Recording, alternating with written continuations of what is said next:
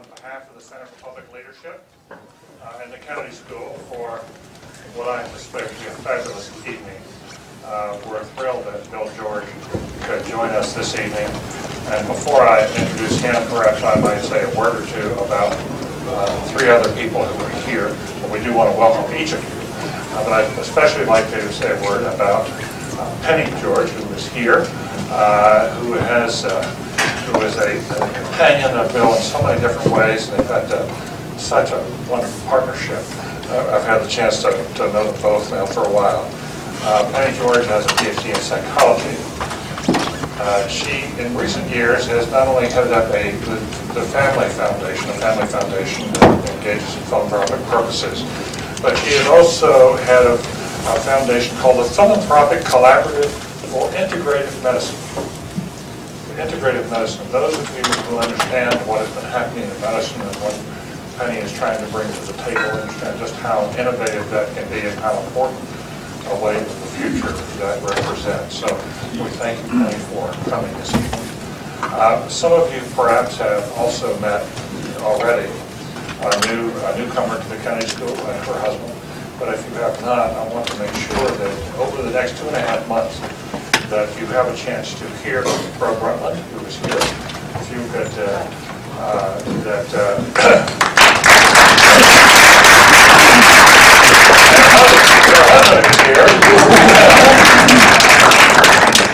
As you know, Rob Rutland was not only Prime Minister of Norway, and not only has been a pioneer in advancing women as leaders around the world, but it was the Brundtland Report that some years ago really put sustainable development on the international agenda. And her efforts in that regard have been, I think, been as important as anything I know on the issue of environment and industrial development and beginning to change people's lives. More recently, as you know, she had served as Secretary General. Secretary General? Czar? Director General. I thought you said Director General. Sorry, General. Of the World Health Organization. So she has many tales to tell and much to teach us while you're here. And we're delighted both of you are here. Thank you for coming. Now, for tonight's main event, Bill George has many things to his background. I think that what I have been struck by for so long, well, not for so long, I have done it for enough years, but all the time I've known him is how clear-headed and firm a stance he has taken on behalf of integrity, not only in personal life, but in corporate life. He was one of the few people I know who early on spoke up about the scandals that were unfolding in large corporations. At some, I'm not sure how much risk to himself, but certainly he probably antagonized a fair number of people who had shared the CEO chair at various corporations. But he was not at all afraid to take to step out. But I think it's characteristic of a man who has built a legendary reputation as being one of the most enlightened people to serve as CEO of a major corporation in this country. And that's what brings him to us tonight. He is currently teaching, well, let me just say this, he recently published a book entitled Authentic Leadership.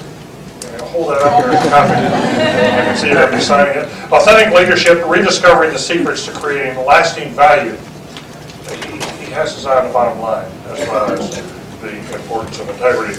It was a book that had a fabulous review in the New York Times and has been well reviewed in a variety of other places. It came in part, in large degree, from his experiences, most recent of which was as the former chairman and CEO of Medtronic, or Medtronic Inc. Medtronic is the world's leading medical technology company. He was there for 12 years as CEO. And during that time, the company grew from 1.1 billion to 60 billion. 35% growth a year. Now, this is a fellow who's managed to combine integrity and growth. And isn't that, after all, one of the really critical issues facing corporate America. He's retired from that. He's joined the boards of Goldman Sachs, Target, and Novartis. He's on many other boards, including the Harvard Business School Board of the Dean's Advisors, and I'm happy to say he's on the advisory board of the Center for Public Leadership here at the Kennedy School. He was recently named on public television. He was named, quote, one of the 25 most influential business people of the last 25 years. He's received a variety of other awards. After leaving Medtronic, what was impressive to me was that he was willing to share his experiences with some of the young people coming up. He's taught in Lausanne in the school there, the international school there. This last fall, he taught at Yale, in the business school, and now he's come here to Harvard to teach over at the Harvard Business School on leadership and corporate accountability.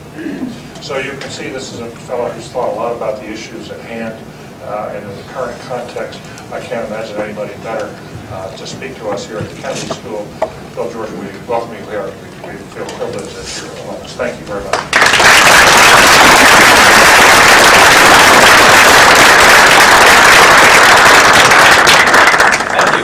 Thank you, David. It's a real privilege to be here and also to be on the faculty at Harvard Business School and have a chance to be in this community.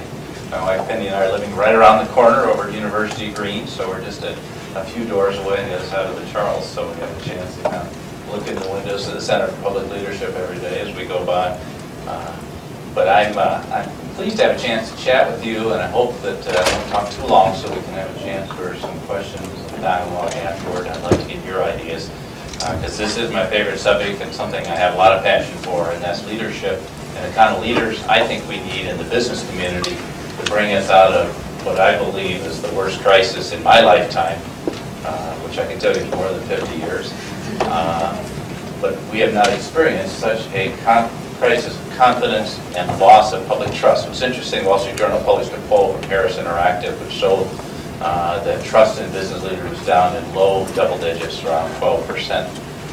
Even after the economy is coming out of the doldrums, everything is pointing back up, the stock market's come back up, and a number of the wrongdoers are either been indicted or are on their way to jail. Yet still, there's this loss of trust. And if you think about it, when you operate in a system of capitalism as we do, everything in the economy revolves, an awful lot in the economy revolves around business. The jobs in the economy, the goods and services come from that, the wealth creation, capital formation, government tax revenues come largely from business and pays its employees, and even philanthropy rely on the success of business. And so to breach that trust is a very, very serious thing. And I think it's something we all need to be very concerned about. Because when you think about what's the basic principle of business, it is trust. When you buy a product, you buy, if you're a physician and you get a pacemaker from Medtronic and your physician puts one in the unit, your physician knows whether the semiconductors are made of highest quality. If you buy a car, you don't know if it has the highest quality. It's basically an issue of trust. You trust the person to whom you take your automobile to be repaired. And if that trust is breached, then the whole system can break down. Just as in the case of employees, if you're employed by a corporation, you're there as an act of trust, and many corporations have violated the trust of their employees and lost a lot of that trust. And it should be, trust must be a two-way street. If you're going to give yourself to a company and put your heart and soul into it, then the company has an obligation to not take advantage of you, but to reward the work you've done. And that is part of the trust equation. The same is true in investment. If you put $100, $1,000, $100,000 into a stock, you have a right to expect that when you go back to the market, it is a fungible market, that you can get your money out, hopefully with a reasonable return. And if the money is gone, as in the case of WorldCom, which destroyed $160 billion of value, rightly feel cheated. Like, what happened here? How could that disappear? How could $160 billion disappear in a matter of weeks? How is that even conceivable? It wasn't a long slide. It just fell off the cliff and disappeared. And so trust in so many ways has been violated. I think one of the most egregious violations was what happened with mutual funds. Because here if you think, what is a mutual fund? It's a place where you put your money because you want to invest in the entire market. And that mutual fund is acting as a fiduciary for your money. And the idea that they would actually be trading against you and using your money and trading against you and skimming a certain amount off the top, even if it's small relative to the total, violates that sense of trust you have. And in the last decade, one of the things that's been fueling the market is the 82 million Americans that have put their money into mutual funds. And many of them, it's their life savings because they don't have the capacity to invest in, or don't choose to invest in individual stocks.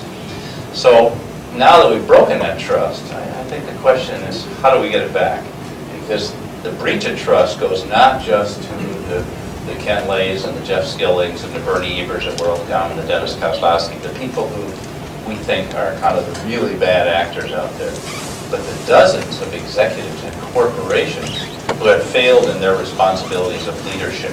And we now see some of the great corporations of America in a perpetual state of decline. We studied one today, Sears Roebuck, which is the world's leading retailer, and now is not even close to that. But if you look at American Telephone and Telegraph, I think it's highly likely it will not be around a couple of years from now, not 10 years from now, but a couple of years from now. And you see really outstanding corporations now being turned around, like Xerox, who got themselves in deep trouble. But the Bristol Myers Squibb, one of the great drug companies, had a $3.35 billion revenue overstatement. That means they had booked revenues that didn't exist by any reasonable accounting terms. So we have a whole series of companies. We've seen Boeing, which is certainly the greatest commercial aircraft company, get in real trouble on integrity issue. Several integrity issues, not just one, but multiple integrity issues. So you start to say, what's going on in the culture of these companies? Why is this happening? How can a company like Boeing not only lose its share of Airbus, but at the same time, all of a sudden find it has 28,000 pages of Lockheed documents in its possession in a very competitive bid, and get to have $1 billion of contracts taken away from the government, or be in the position that they've been in several issues. And we see this spreading to Europe. It's not just an American phenomenon. The Sea Brown Boveri, which was thought of as one of the star companies in Europe, and had a significant problem with its two former CEOs that treated themselves to $138 million of pension funds, to which the board never voted to extend that to them. So it's not just a Dennis Kozlowski, which is charged with some $600 million of funds to which he wasn't entitled. And so you see the Parmalat scandal, Vivendi, Able, so we see a number of European situations as well. Now, I think Wall Street cannot be exonerated from this because we've had tremendous focus on shareholder capital. And during the last 25 years, we've seen holding periods of stocks coming from 5 years to 6 months. That's a 10 times increase in trading. And so what's happened is people are buying stocks, they're not buying companies. And if you have a company that's investing heavily for today and going to have great results 2 years someday, most investors will simply hold off for the 2-year period rather than holding on to the stock. They consider it dead money. We've also seen when I made the decision to only be CEO for 10 years, that was based on feeling like most CEOs stayed too long. And my look at CEOs suggested that almost without exception, CEOs did better in their first 10 years. Maybe Jack Welch is the exception, but almost every CEO did better in their first 10 years than they did in the period of time beyond 10 years. And I thought 10 years are a reasonable time to do your job. We see the strains of Disney now, for the struggle for control of Disney, but the result, we may lose Disney as an independent company. So who's more important? I was asked by a TV station, CBS News this summer. They said, well, you can't envision Disney without Mike Eisner. I said, really? I think he's just a hired guy, just like all the rest of us. He's not Disney. Disney is Disney. But are we going to, for his struggle to keep control of the CEO job, could Disney go away? And I think the odds are quite high that it will go away as an independent company. And to me, that's a tragedy. Now, having said that, we've now seen CEO tenure drop to 3.5 years. On average, that's the length of time, not that the CEOs have been in their jobs, that they will be in their jobs, 3.5 years. So if you think about that perspective, many CEOs think, well, I better produce the results right now, or I won't won't be in the job. And indeed, the pressure on all of us who sat in the CEO's chair is enormous. And you feel that pressure every single day, and one misstep, you could feel like everything you've done for the last 5-10 years could disappear. And it's incredible pressure. I think having not been there, you can't really appreciate that. But the mantra here, particularly around this university, is we need to do what our shareholders want us to do. And I keep asking people, I had this discussion with the dean of the law school, which shareholders should we listen to? Should I listen to my long-term holders, the former owner, the founder of the company, who still owns 3-4% of the stock? Do I listen to the employees who have their life savings tied up in the stock? Do I listen to the big funds like Fidelity and Vanguard, who have probably the largest percentage of the stock? Or do I listen to the hedge funds that are in today and out this afternoon? They get in the morning, trade out in the afternoon, maybe they trade out 5-10 minutes. And oftentimes they want volatility. Well, as leaders of companies, we don't like volatility in our stocks. We'd like just a nice straight line from wherever we start to where we're getting. But they like volatility. Or should I listen to the short sellers who have one goal, and that's to see the stock go down? And the most vocal people are the security analysts, the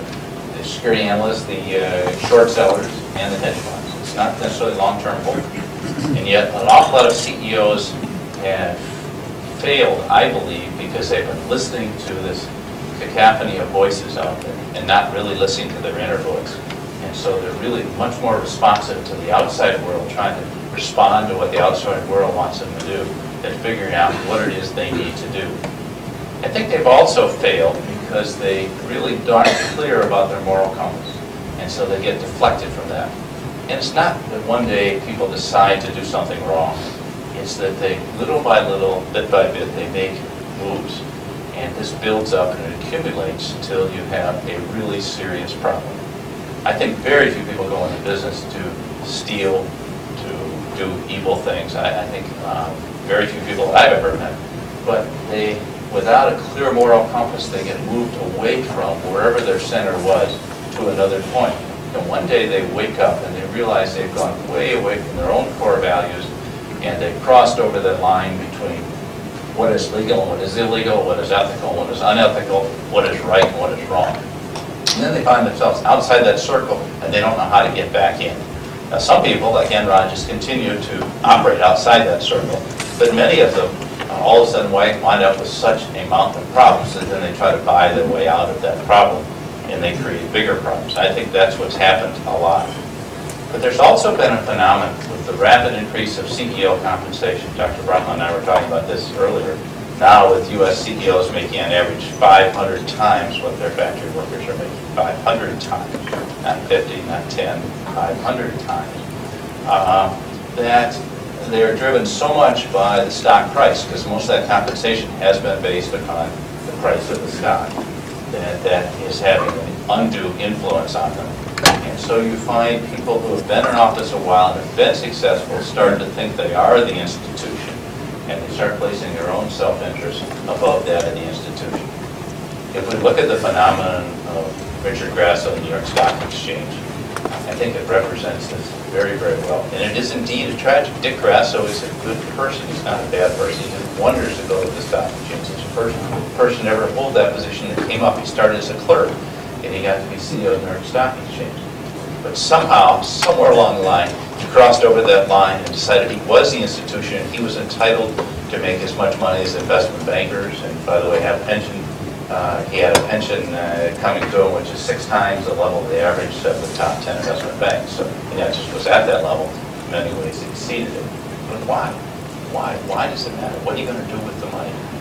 And yet, I know many people that, I couldn't envision New York Stock Exchange without Dick Grasso at the top. But at the same time, when the board finally stepped in and acted, it really acted in response to CalPERS, the California treasurer, stepping in, and Phil Angelides and a number of treasurers stepping in and saying they're going to pull their money from the New York Stock Exchange. You can see the whole exchange unraveling. There's no way we can let the New York Stock Exchange unravel that. It cannot go the route of Enron or WorldCom. It cannot go bankrupt. It cannot disappear. But I think the real question is, how do we get to this point where we start thinking the individual is more important than the institution itself? And I think that's one point. I think the other thing is the pressure is so enormous that many times our leaders have been swayed by that pressure, not just seduced by the greed, but also swayed by the pressure of the job. And I think we need, obviously, selecting leaders who are not swayed by that. Now, from a public leadership standpoint, how have we responded? I think we respond the way public leadership always responds. If institutions don't govern themselves, the public will rise up in distress, call their congressmen, their senators, or the regulators, or the government, and say, please step in and take care of this situation. We're being violated. And the public never speaks with one voice either, but certainly enough of those voices are heard that someone's got to do something. And so it becomes a renewed effort to find people who violate the law and put them in jail. That's solution number one. Solution number two is pass more laws, which we did with Sarbanes-Oxley, which is a tough law to ensure good governance. And then the third is we need to revitalize our internal agencies, which start with the Security and Exchange Commission. That's what Bill Donaldson's doing right now in Washington. Well, all three solutions are good, but they're what I call necessary but not sufficient conditions. All three things are necessary. The wrongdoers should be held to account, and I would never judge whether someone is guilty of a crime or not, because I'm not a lawyer and I wouldn't be in a position to judge whether they. I know that they're not the company we want leading our corporations. You would never want Dennis Kozlowski to lead an organization of which you were a part or which you were responsible. But on the other hand, I don't know if he's going to be found guilty beyond a shadow of a doubt. That's a whole different question. But we should hold them to the full test of the law. Just because people are wealthy, they should not be held to a lesser test than someone who breaks into a 7-Eleven store and steals a loaf of bread and winds up going to jail. Now, as to Sarbanes-Oxley, I was a big advocate.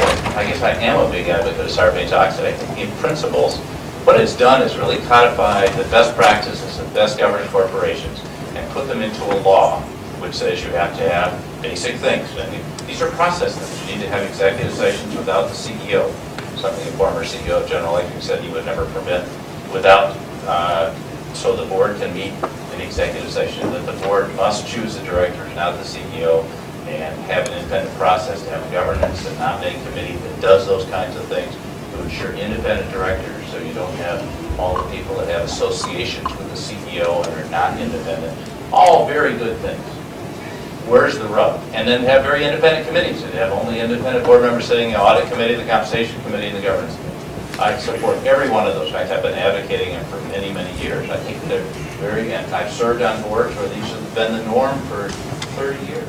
30 years has been the norm, but so many companies have not been following. So why do we have to put it into law? We put it into law because the boards were not doing their job. The governance systems failed us. The checks and balances failed us when Arthur Andersen went down and the auditors were not doing their job, but the board governance failed us. Why did boards not do their jobs? I think for many of the reasons we just said, that they were subject to the power and control of the CEO. So if someone said, when you were CEO, did the board work for you or did you work for the board? Well, it sounds like an absurd question. It sounds like an absurd question to me. But I think in point of fact, the question was not so poorly put, because in many cases, although obviously the CEO serves at the pleasure of the board, for many years, they were really following the guidance and direction of the CEO, even to the point of letting the CEO stay behind in office longer than they thought he or she should. And that was a big problem. But now with Sarbanes, we now have the classic government problem of implementation. We get unintended consequences because the rules, now we've gone, as we do in the U.S., from principles that are good to a very rules-based system. And the rules often result in unintended consequences. I'll give you a couple. I'm on one board where the former CEO of one of the world's largest and most important financial institutions didn't think he could qualify as a financial expert. He serves on the audit committee of a $50 billion company. He didn't think he could qualify as a financial expert, even though he'd been CEO of one of the world's largest. And now think about the criteria for that would lead him to that conclusion. I'm on another board where one of the world's leading accounting professors, who happens to be over at Harvard Business School, is considered non-independent by a very technical matter, so he cannot serve on the audit committee. At great loss to this board's audit committee, I might add, because he is, one of the reasons he wanted on the board is because he brought that expertise. But it was the technicality that kept him off of them. So you can get to the point where the rules take you over. And I think that is a problem. You're going to hear a lot of complaints from corporations, from boards of directors, and corporate executives over the next several years about how it's being implemented. And it probably does need to be, I won't say probably does need to be moderated. Even in the case of the SEC, which is tightening up, sometimes in some of the cases I've seen, it appears they're going after the wrong people in finding out who to attack, and they haven't been very distinguishing in that.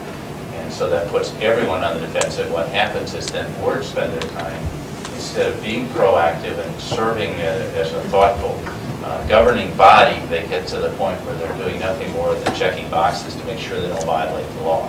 And that's what it devolves to. I think it'll be a great loss. Well, as I said, this is a necessary but not sufficient condition to ensure that we restore trust. I think the important element that no one's talking about is leadership. And we cannot just put systems or processes in place, because there is no way that you can legislate integrity. There's no way you can legislate good governance, and there's no way you can legislate stewardship. We need to have leaders who step up and do that. And I'll go out on a limb, as David said I would, and say that we've been selecting the wrong leaders. We've been selecting people for their image and their charisma instead of their integrity. We've been selecting them not for their character, but for their ability to impress Wall Street. And this is the wrong reason. Not for their leadership abilities to lead great organizations, but because they can get the stock price up. And many, many boards change their CEOs to get someone who could fill those criteria. And I would say to you quite strongly, that's the wrong criteria. You can never build a great corporation that way, and this needs to be rethought. I think we need leaders who are committed to serving others and to being good stewards of their institution. Look, we're hired hands. We're not founders. We're not like Dell or Bill Gates. We're people that are hired to do a job, like many of you are. And we have an obligation of the institution to build that institution. We have no right to treat it like our own private game of Monopoly, moving the pieces around and see it go off the cliff and potentially go into bankruptcy, as Swissair did or as Kmart did not too long ago. And so we don't have the right to advance our own agendas or act in our own self-interest. And I think that may be obvious to you, but so many leaders have done just that. So I would say it's too much to ask of the leaders of our institutions that they are committed to build the institution and to be good stewards of that institution, and through that institution to serve others. Because what is a business in business for if not to serve others? The mantra is that we're in business to make money for our shareholders. I would contend to you that any organization that focuses primarily on making money for their shareholders eventually won't be in business. Because I believe the only reason to be in business is to serve your customers. And when you don't stop serving your customers, there won't be any shareholder value. You may get away with it for a while, but in the long run, there won't be any shareholder value. The shareholder value is created through great service and innovative products. It's doing something better than your competitors do. And I think we need leaders that can focus on that. Leaders who are genuine and not interested in their image or the persona, who can operate in their own style and not try to emulate the style of some other leader, and are committed to building organizations that are serving others and are also trying to grow and develop themselves. To me, an authentic leader is someone who recognizes the responsibility of business goes beyond the corporation, because we're all chartered by society, and part of that role is to fulfill our responsibility under that charter to the society. And I'll go one step further. I think truly authentic leaders really desire to make a difference in the world. So in my book, I talk about the 5 qualities of authentic leaders that I think make up the kind of leaders we need going forward in the business community. The first is having a clear sense of purpose, if you will, mission, knowing where you're going, because if you don't know where you're going, why would anyone want to follow you? But the second is practicing a consistent set of values. Now, every leader will stand up in front of you and tell you they have good values, and if you ask them what their values are, they'll all sound like the same thing. I think it's kind of irrelevant what people say about their values. What's important is, what do you do when the pressure is really on, when no one's looking? Is that where you cheat a little? Is that where you get by? Is that where you deviate just a little from your values and you start down that path? Or are you true to your values? Because when you're a leader of a business organization, everyone is watching. Every day when you come to work, every action you take. And it's in the crisis, whether it's Jim Burke in the Tylenol case, where Jim Burke stepped up to Tylenol dealt with an issue for which his company was not responsible. They had nothing to do with the cyanide in the Tylenol capsules. They had no responsibility for that if they stepped up and assumed responsibility for it. Or do you do what the CEO of Exxon did when they had an oil spill off the coast of Alaska? You stay in your office and not take a position because your lawyers tell you it's too risky. Or do you step up to that crisis? Or do you continue to fight until you're forced to pay? And so those are really hard questions. And I think we need to look at what do we do in a crisis, because that's when you determine what somebody's true values are. But the third quality of an authentic leader is leading with your heart. This is one that most people don't think of, because they think of, we use our heads, we lead with our head. I contend to you, if we only lead with our heads, we're using less than half of our capacity. And when people want to connect with you, they connect with you at a heartfelt level. Everyone in this room has a story that you would like to tell, or that you would like to hear me tell you. And that's where we connect at that level. It's through that level of compassion for other people and passion for what we're doing. Jack Welch said, you can't work at GE if you don't have a passion for this business. Steve Ballmer said the same thing at Microsoft. I agree with that. I think we don't have a passion. But that's what leading with the heart is. It's having that passion, not just getting the job done. It's not just analytically figuring out solutions to problems. It's not running computer models. It's not making financial decisions. It's having a passion for the business and a compassion for the people, both that you work with in your organization and the people you serve, with the end result of your business is functional, whether it's a service or a product. And that's what I mean by leading with heart. And I think great leaders have that capacity to lead, not just with their heads, but with their hearts as well.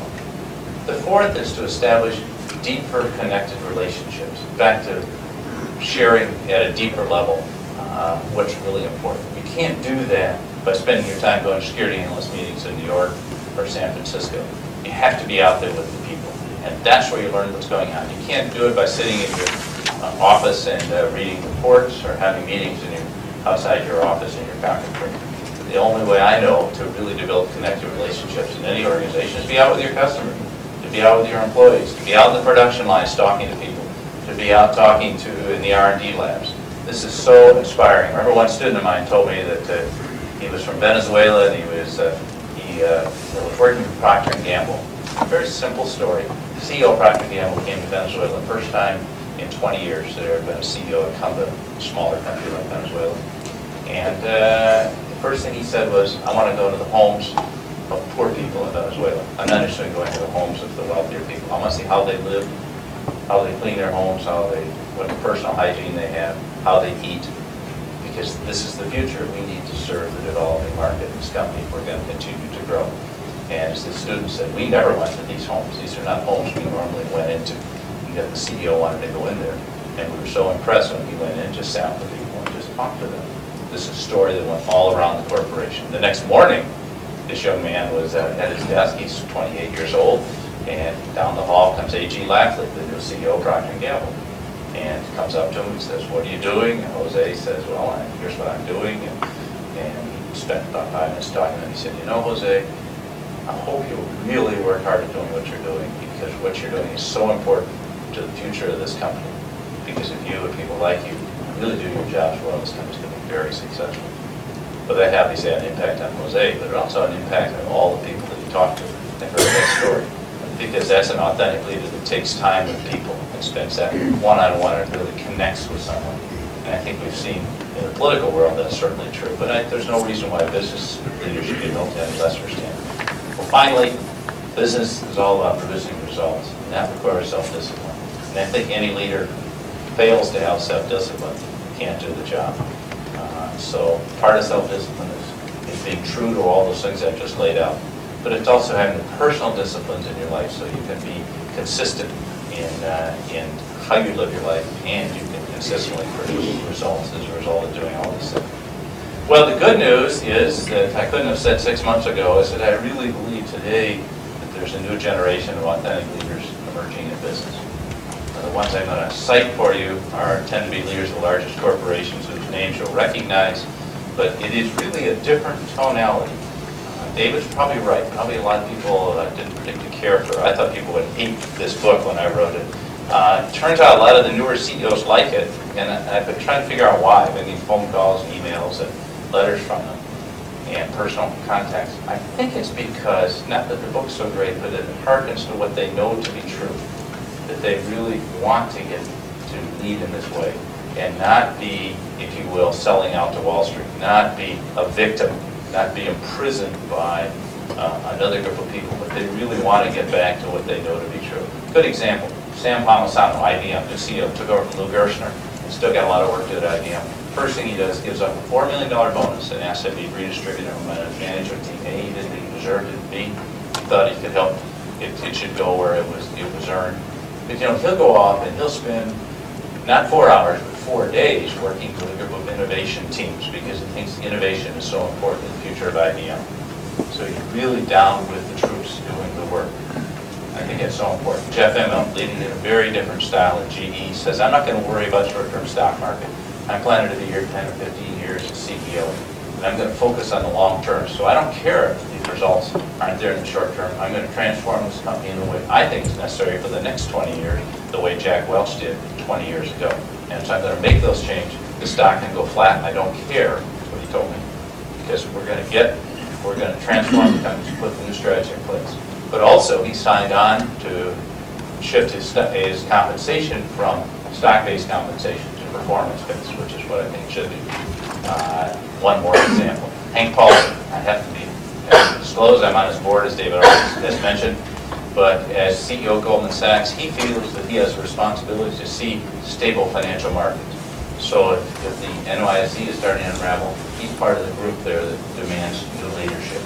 If they have a problem with Elliott Spitzer on the research, problem with investment banks, even though Goldman Sachs has very, very minor problems in the overall scheme of this, he's first in line trying to organize a settlement between Spitzer and the investment banks because he knows it's right for the market and the best thing to do. So he's stepping beyond that which he believes in. I mean, that, excuse me, not what he believes in. Stepping beyond that which he has to do and taking a broader role in the society.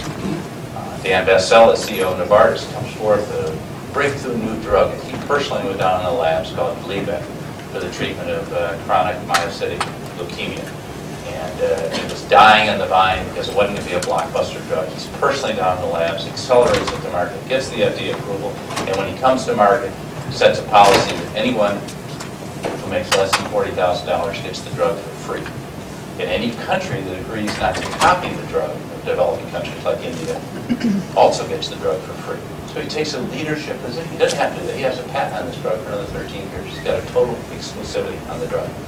And yet, that's what I call leadership. And that's the kind of leaders I think we need to build our businesses and also to rebuild the trust. Because trust lost is not easily regained. And I think we as investors, we should be refocusing our investment on companies that create lasting value. Unless you're really good at day trading, I think we should be looking at companies that create lasting value. What do I mean by that? That you can count on for the long term to create great value for their customers because they know that's where shareholder value comes from. And as a result, creating great value for their shareholders. And that also believe in restoring the role of the board to govern the corporation, to provide for institutional stability, and act as a strong, not just monitor for the CEO, but a guide through that process. And so I think we also need to have leaders to restore the trust who believe in the proper set of checks and balances, both with quasi-independent institutions like accounting firms and law firms, I say quasi-independent, as well as governmental institutions. And these each have their own role in realizing that we're all there to serve the public good.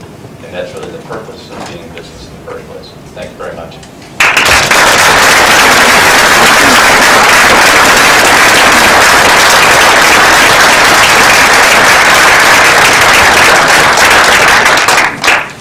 Questions, I hope? Yes. Hi, my name is Sarah Strauss. I'm a joint degree student between the business school and the Kennedy School. And I'm also from Fridley, Minnesota. So you're all right, very good. It's quite lovely. But I just have a question regarding some of the last few points you brought up when you were talking about some of the new authentic leaders in today's society. And most of the people you cited are leaders of obviously very large corporations who potentially can maybe ignore the day-to-day volatility in the stock market. If the stock drops today and goes up or whatnot. But what about if you look at the internet bubble that we just went through, and some of the stocks and new companies that really depend on their daily activities for the results of the market, and therefore CEOs are under great pressure to sort of meet market expectations. Otherwise, the next day, legitimately their company could go under. So, I mean, how in that situation where it seems as though the market would almost, I don't want to say punish integrity, but doesn't exactly encourage it, and not just firms from big Wall Street companies, but even individual investors who really expect to get a 30 to 40% return on their investment. How do you sort of change that perception and really encourage people to think more about the long term of investment? Well, I can say that, despite what David said about Medtronic's return, 30 to 40% returns are not normal, and I think one of the things that's happened is corporations who control the pension funds have put pressure on their fund managers to deliver those kind of returns, and they're totally unrealistic. They used to have people laugh when we said Medtronic earnings would grow at 18%. They say, oh, we want much higher than that. Well, you're not going to get it, and not for any extended period of time. And people may think they will for a couple of quarters and then turn back. As far as the smaller firms go, I think a lot of smaller firms went public way too soon. And I think these firms are not really ready to go public, and I've been urging venture capitalists to stay with the firms more and try to find the next Intel rather than finding a quick turnaround return.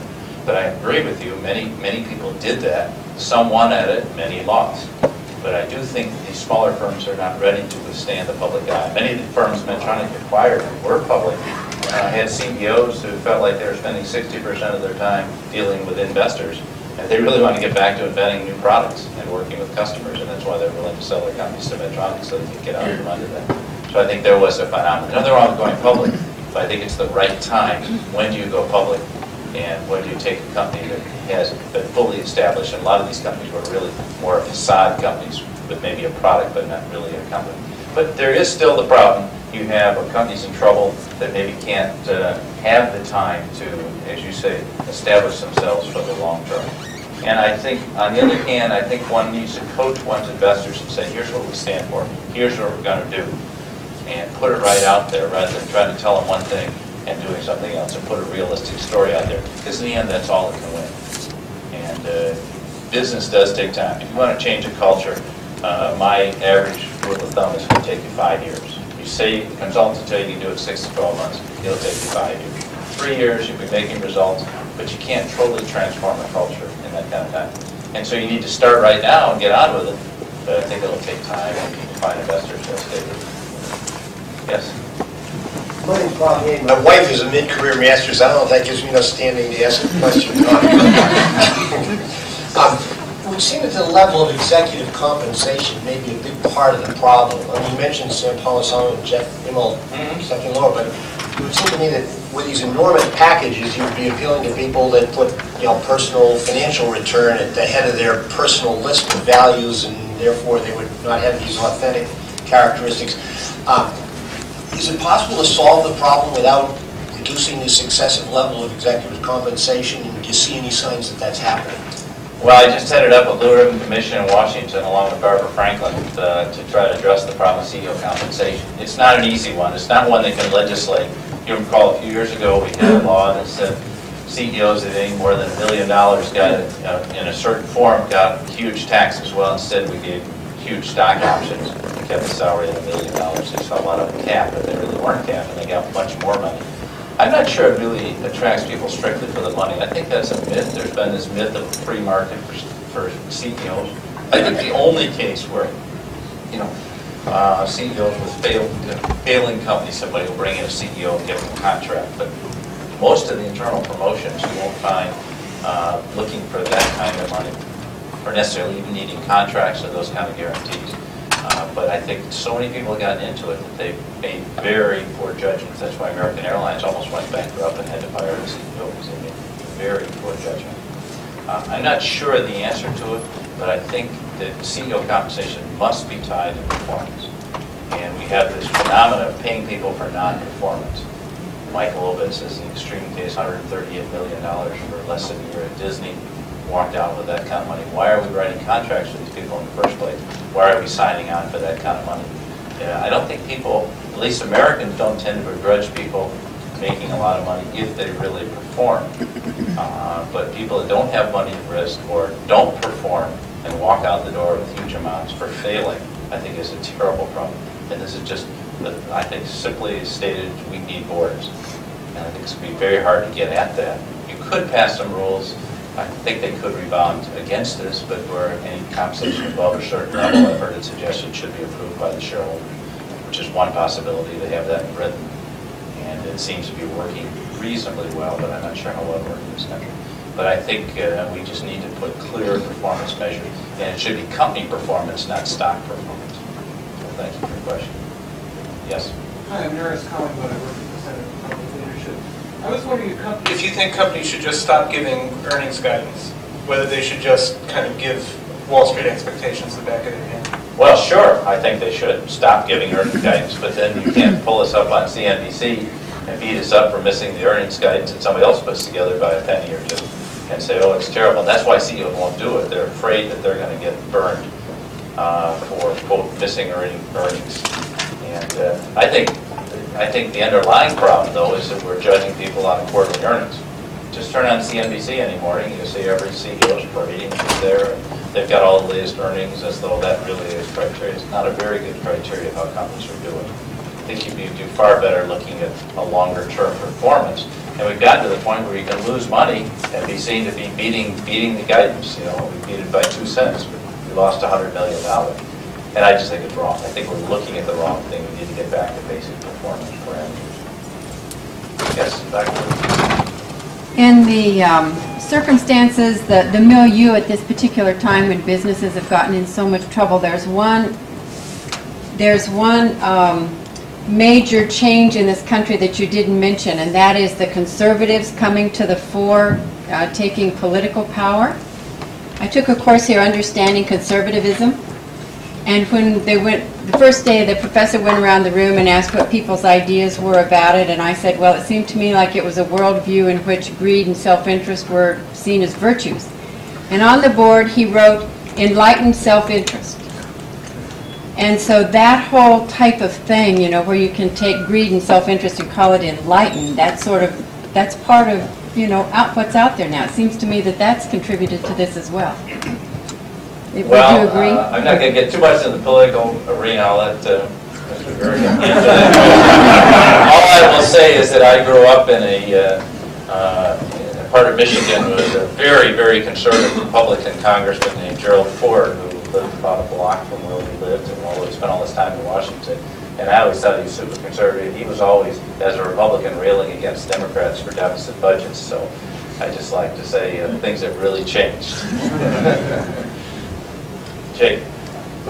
I'm Jake Collier. I go to the business school in Bill's class, actually. So, you talk a lot about strong leadership in an age of empowerment and decentralization, and I thought maybe you could share with some of the people here, you know, how you slept at night in sort of that context, and then, you know, rectifying for some of us who are thinking about becoming leaders, this tension, you know, this really discouraging tension towards, you know, gee, do we really want to go through all of this scrutiny? I mean, for those in politics or those who are, you know, going to become leaders of top corporations. I mean, how do we handle that?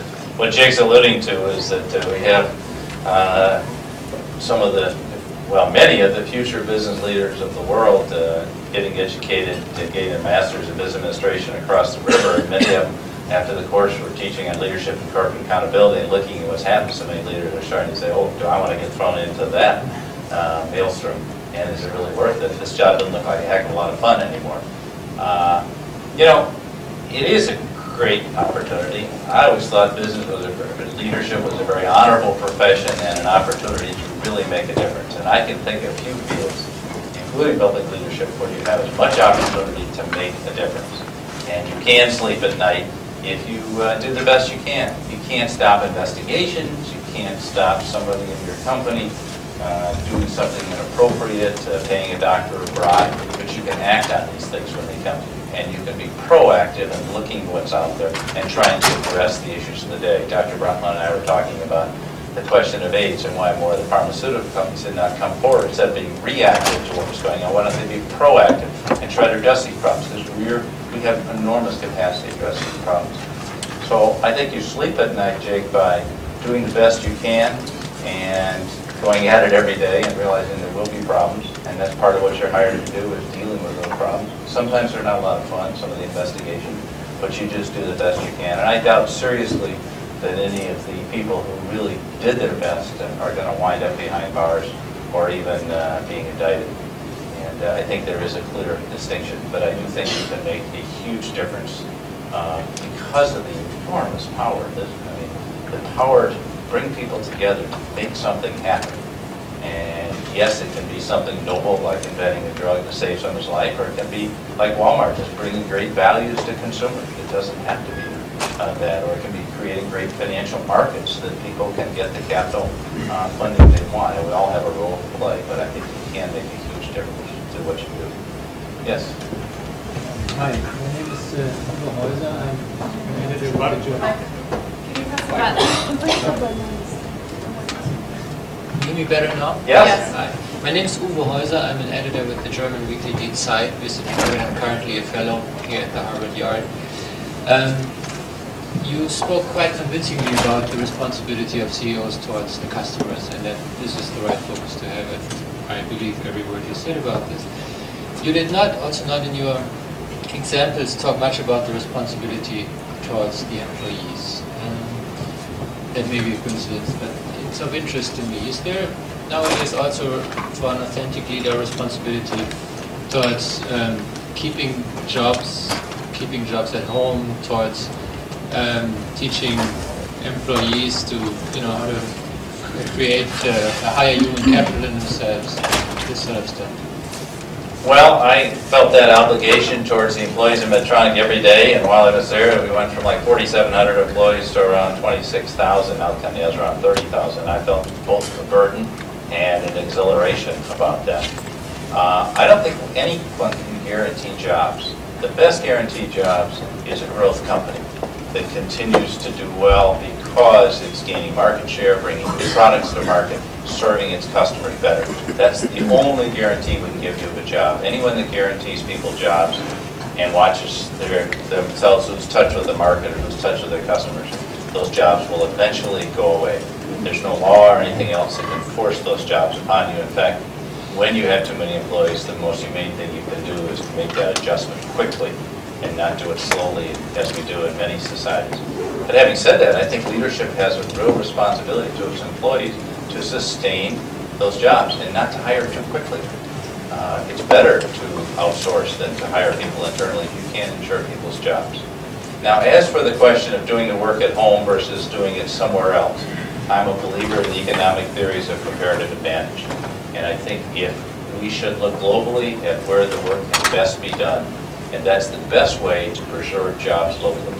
If you don't do that, your company will lose competitiveness. Target Stores on its board I serve buys about $2 billion a year from China and Indonesia and out of its Hong Kong buying office. That's the only way it can stay competitive with Walmart. That's the only way it can bring best values to the American consumer. Now, right now we're going through a phenomenon where many of the so-called high-tech jobs and higher value-added jobs are being outsourced to India. And I think it's a real phenomenon. In India, there are more engineers trained every year by a wide margin than there are in the United States. So people are very well trained, very competent, very high quality. And I think one needs to recognize that in order to keep your company competitive with any company. You can't. But I think if you do that, then you have the best of both worlds. You can take advantage of that, create a more competitive company, build your company, and provide a lot of other jobs, whether they're marketing jobs, sales jobs, higher tech jobs, going to the next level of value-added, more management jobs. So I think that's the only way to stay ahead of the game. I don't think you can stay there by saying we're not going to permit outsourcing, because every industry, at least in the United States, and it may not apply in Germany, but at least in the United States, every industry I know of where we've had significant tariff barriers, the industry has gone downhill. You can look at shoes, textiles, steel, automotive, aluminum, every single one of those industries, and except for Harley-Davidson, it's the only case I know where a company actually used that tariff barrier to right itself for about, it was 3 years they had that barrier, and actually did an excellent job. Every other company I've seen go downhill because they don't do what's necessary to become competitive once again. Yes?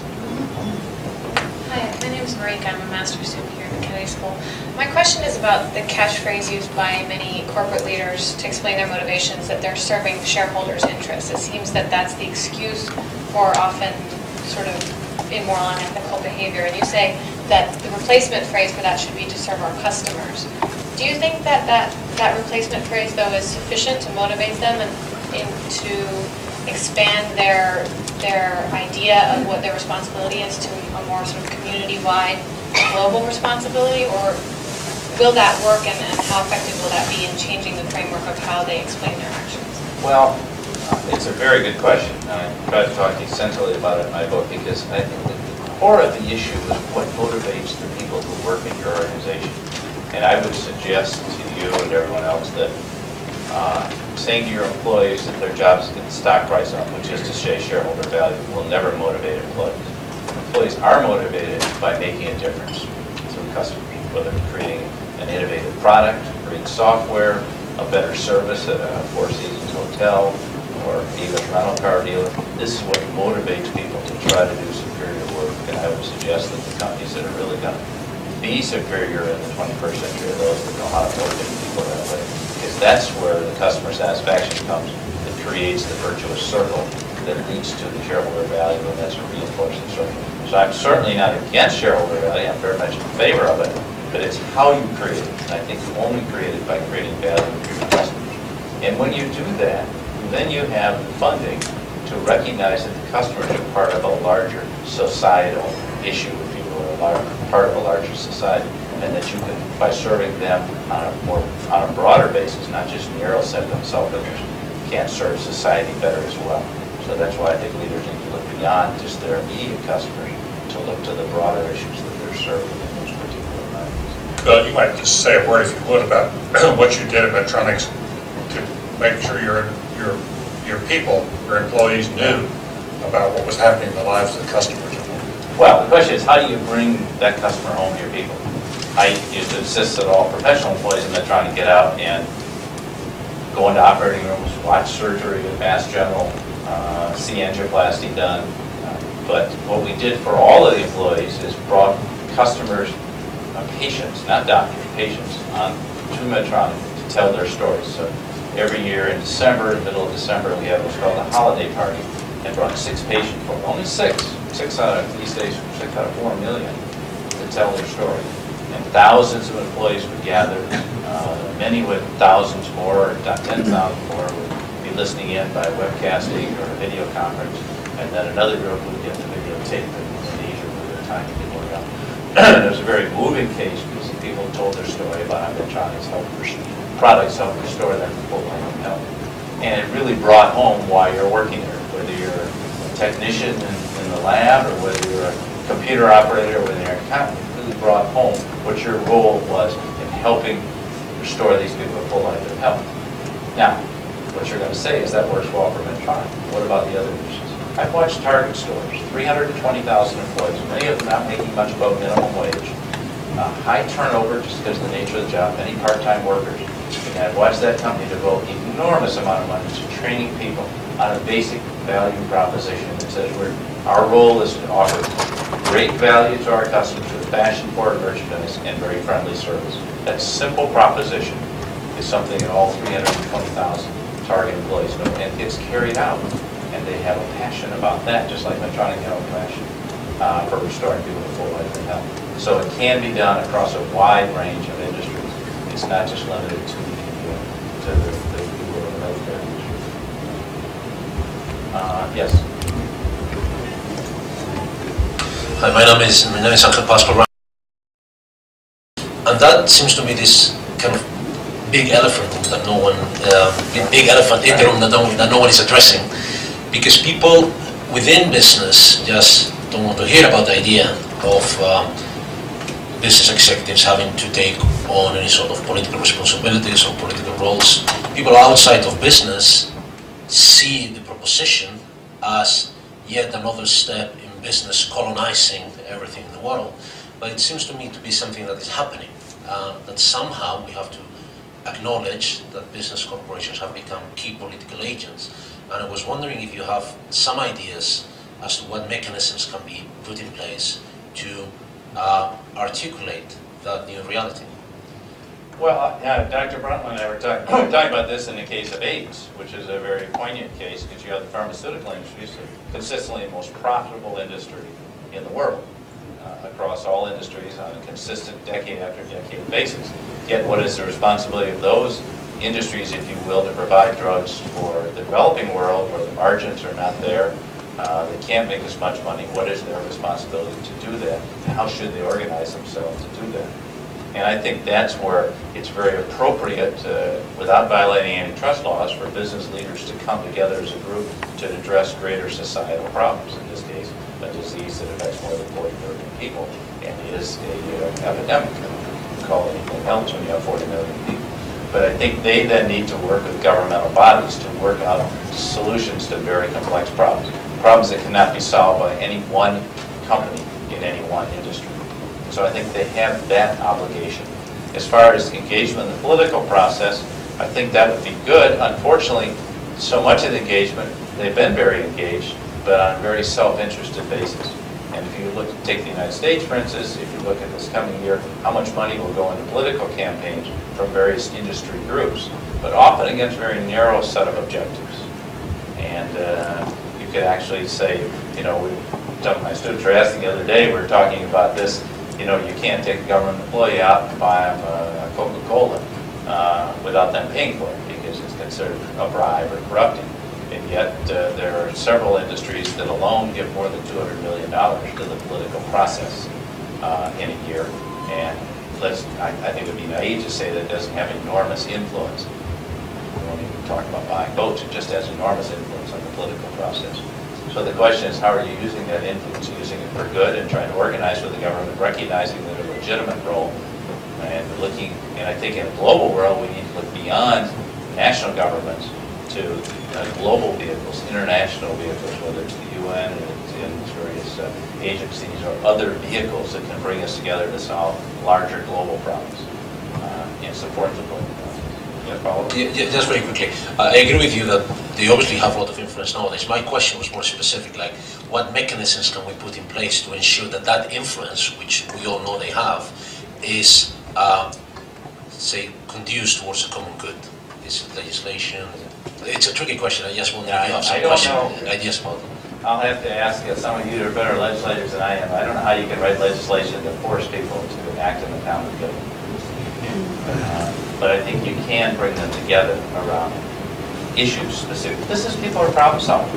Give them a problem, they'll solve it. But we need to find ways to bring them together, convene, if you will, so you're not asking one industry to carry, one company to carry the load for a major societal problem. But I do think this collaboration, which many of us do in philanthropy, it's very common in philanthropy today to have partnerships between government, non-profit organizations and businesses to solve problems of local school education. That's very common. I think that can be taken up a level to the national level and 2 levels to the global level to solve larger national problems. And I think it's the only way they're going to get solved. Again, my discussion with Dr. Brown, the kind of money that business could put into philanthropy to solve these problems through its foundations, either through private foundations like the Gates Foundation or through corporate foundations. To get behind these problems in conjunction with business and in conjunction with governmental bodies. I think it's the only way some of these very intractable problems are going to be solved that require both a lot of money and a lot of will and the ability to operate across a wide swath of society and the globe. Because businesses are not very good at doing that. They 10 times, if they don't have those vehicles to operate through, what they do tends to dissipate over time. There's no staying power. Yes? You talked about building trust with the CEOs and the customers and employees. Can you talk about building trust, also, about building trust with the area contracting? I just read the current New York Times where over striking $61 billion extra to the government trust for the employee. And I wonder what you said. Give them $70 million. Why are you trust? You've got a contract with someone, you have to contract with integrity and fulfill your responsibilities, whether it's Halliburton or whether it's Boeing or anyone else. And when you don't do that, you're going to be barred from future contracts. It's that simple. And I don't believe that one should work with the government on a basis of contracts that are not bid out for public bid because there's too much interest. There's too much self-interest involved when contracts are not put up for a public open bid process. And I think the contracts you're referring to, they never went through that. Now that's a separate problem than the one that they apparently had violations. And I think all of us have an obligation to ensure the integrity of our fulfillment of contracts. But I also think we have an obligation to go beyond those contracts and recognize our fiduciary responsibilities, which often go beyond the direct contracting arrangement. Yes? Hi, I'm Craig. I'm a student at the Kennedy School. And I'd like to ask you a question about the kinds of arguments that work to help business people see issues like drug treatment in Africa for people suffering with AIDS. There are instrumentalist arguments along the lines of reputation enhancement or risk management. And then there are other arguments whereby you say, we may be a firm, but we are imbued with human values because we are part of society, so there's a responsibility. Which of those two arguments, in your experience, is the most convincing to business people? Just like I think business leaders ought to be out with their employees and their customers, I think if you get out with the problems and actually experience them firsthand, that's the most compelling argument you can make.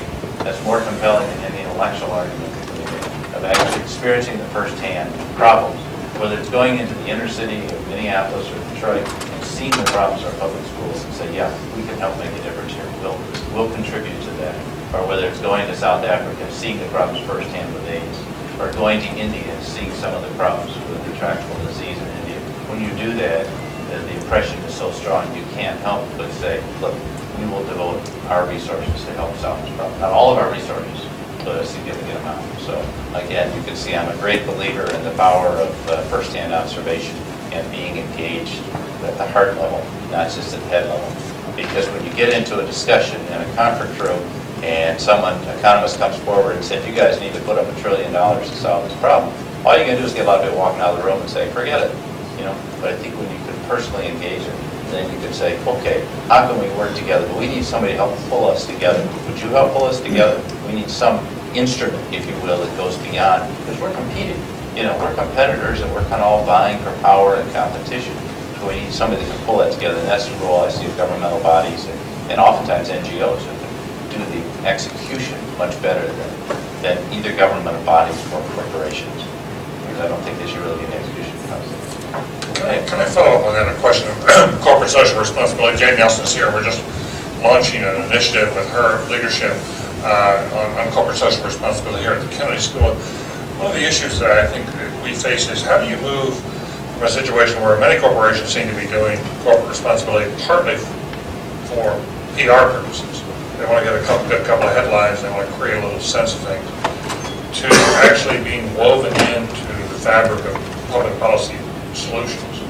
Are there incentives that can be introduced that would make it more attractive for them to become more serious about that? Is there a way you get Wall Street to be? The Wall Street analysts don't seem to give you a lot of credit. No.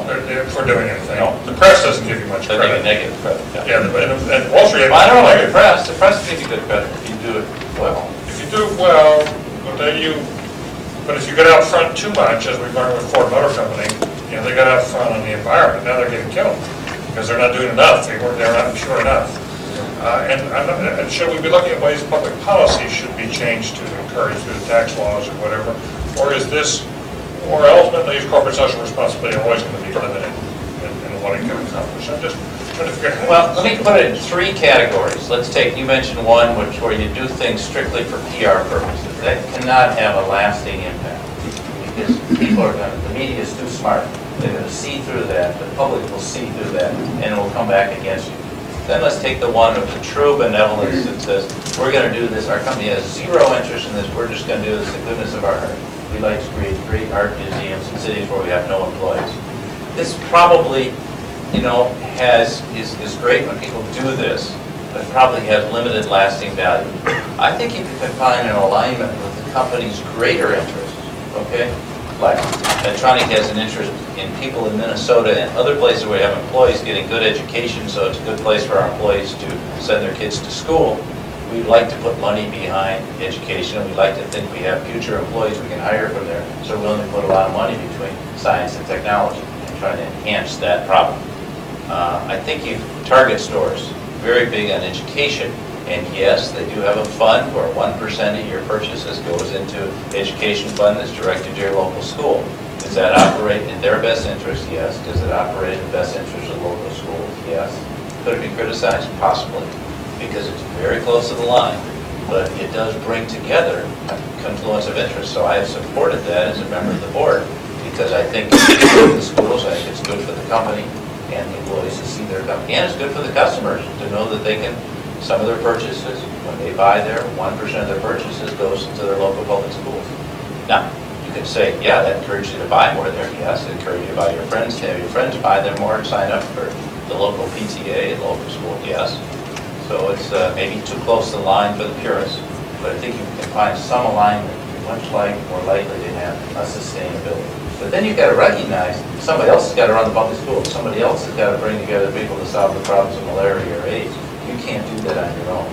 But it can be in your selfish best interest to do these things and to look at them on a broader basis. But I'm sure you have a much more intellectual point of view than that. Well, I absolutely agree with that, but I think it comes to a number of the questions, but particularly the question of how you move beyond sort of philanthropy and community investment into recognizing that business is now a major, large companies and major global players, political players, and what responsibilities does that involve, and how should business work with government to address those larger responsibilities, I think is the big challenge. And to many, corporate social responsibilities still seen purely as philanthropy, as opposed to business being part of making sure it's not a cause of human rights or environmental problems, right. But secondly, actually, as you were saying earlier, problem solving with governments and other sectors to try and address them. And I think the big question we're dealing with, and as David said, is how do you incentivize more companies to get engaged in sort of larger societal problem solving, and secondly, what are the boundaries? Where does it become a point where business is being expected to do too much and government is getting off the hook? Yeah. And I don't know if you mentioned a number of interesting CEOs, how many CEOs you're seeing who are getting more comfortable actually getting engaged in these political discussions, because one finds, I think, often that it's fine to talk about the sort of philanthropy side, but these more complex discussions, it's extremely difficult for most businesses. And those discussions are very complex. I mean, when should Medtronic not go into China because of human rights violations, or are we better off being a part of the solution to the problem by providing good jobs and encouraging a strong economy and a lot of trade with the Chinese that will inevitably ease the political pressure, so you'll have fewer human rights violations. In South Africa, I had great angst when I was with Honeywell about pulling out of South Africa, which we eventually did, but I had great angst about doing it, providing jobs for so many qualified black and colored people. And yet apartheid got so bad that we had to pull out. So where do you make that break point? That's not an easy decision for a business to make. That's a really hard decision. And you need help and guidance with making those kind of decisions, because they often do come at a higher level. And I agree with you, it does have to do with your strategy. But, and can you have the long-term view as well? And I think that's one of the things that needs to change. That the company's got to create lasting value, in my opinion, and have the longer-term view. That's no excuse for not performing in the short term. That's the long term. Bill George, thank you very much.